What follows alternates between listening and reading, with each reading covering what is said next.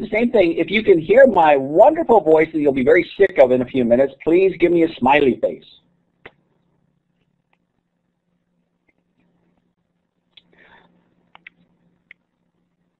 Oh, that is so nice.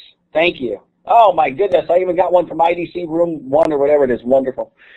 Anyway, so thank you. I have an orange hat, hence the picture in the lower right-hand side. I appreciate all of you actually taking your time, because, come on, this is non-trivial for us around the world to get together and try to walk through a lot of the, as it says here, electrical and instrumentation engineering that's specific to mining. I think you're going to have a blast doing this stuff.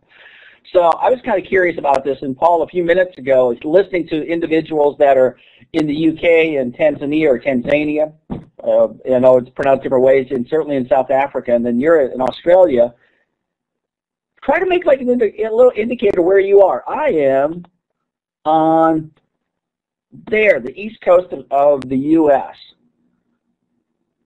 Grab the icon of your choice in everyone and put a little mark on the map on the page here and sort of show us where we are. Wonderful.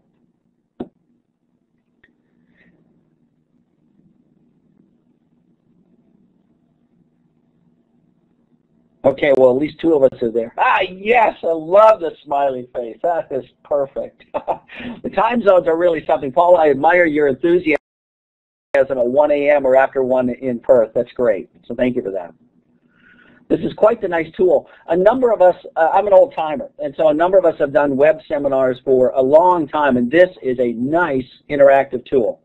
Really, really great. So thank you for that. Let's just get on to some of the details here.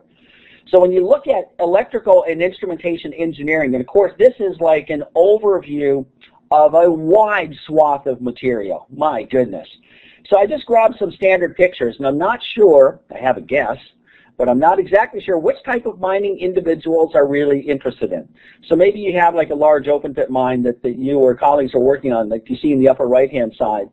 There are specific challenges, as you can imagine, in each one of these settings, but yet there's a commonality in terms of instrumentation and in engineering specifically. On the lower right-hand side, of course, that's you're doing some strip mining, classic case. And it's interesting to see the instrumentation similarities and then differences between those two places right there. Strip mining has its own stuff, obviously, and there's a big open pit, but there's more than that. So I was looking around here, and basically, you know, let's just get this right out of the way. I'm an electrical engineer, but I was a professor for a long time, which basically means I'm long-winded. So just watch out. Fire away with email. You can draw on the screen, not email, whatever that chat room thingy is. Draw on the screen, raise your hand, whatever. So interactive, man. Interactive back and forth when you have questions. If you look inside the engineering discipline itself, it is very broad. I mean, it's no big surprise, but it is really broad. And so inside there, you can have chemical engineers, and of course, double E's, and mechanical engineers, and you know, petroleum engineers, process engineers, computer engineering. There's a wide range. And inside the disciplines of engineering, here's what mineral and mining engineering actually has as its core focus. This is as a discipline, and this is who we're supporting. If we're in the instrumentation, we are these people. But not only, there are experts that are looking, like it says, explore land, the ocean floor, Earth's core, asteroids, and of course other places for ore and mineral deposits.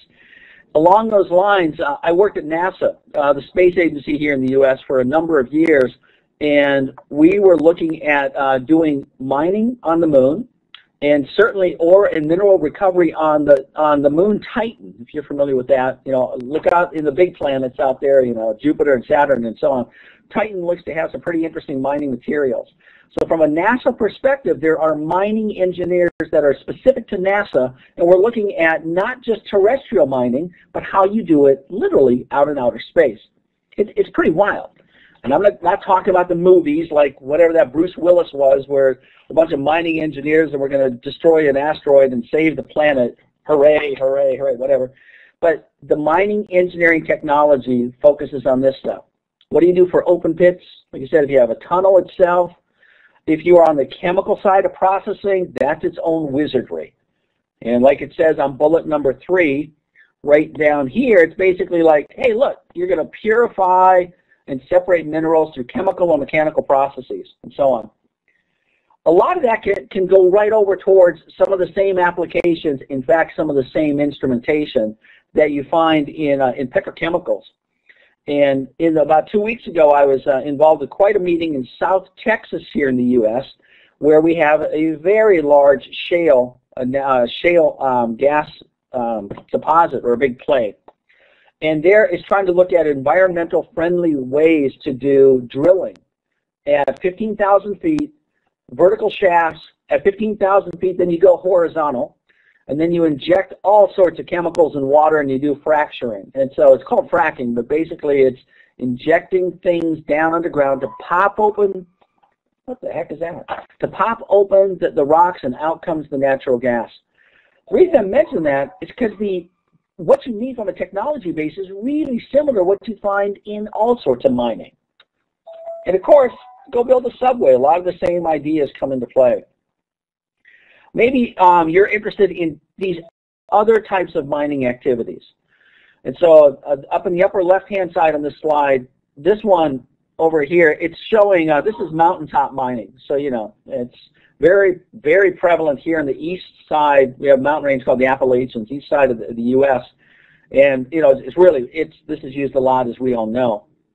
And then the lower right-hand side, well, I bet a couple individuals, a couple of us that are participating in this class recognize where we are there.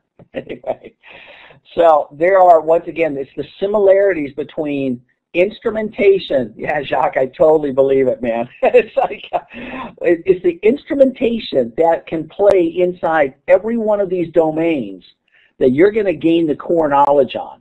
And you can transport it to other places. So if you're underground, or you're doing an open pit, a lot of the same techniques and instrumentation are at play everywhere. It's a pretty wild idea.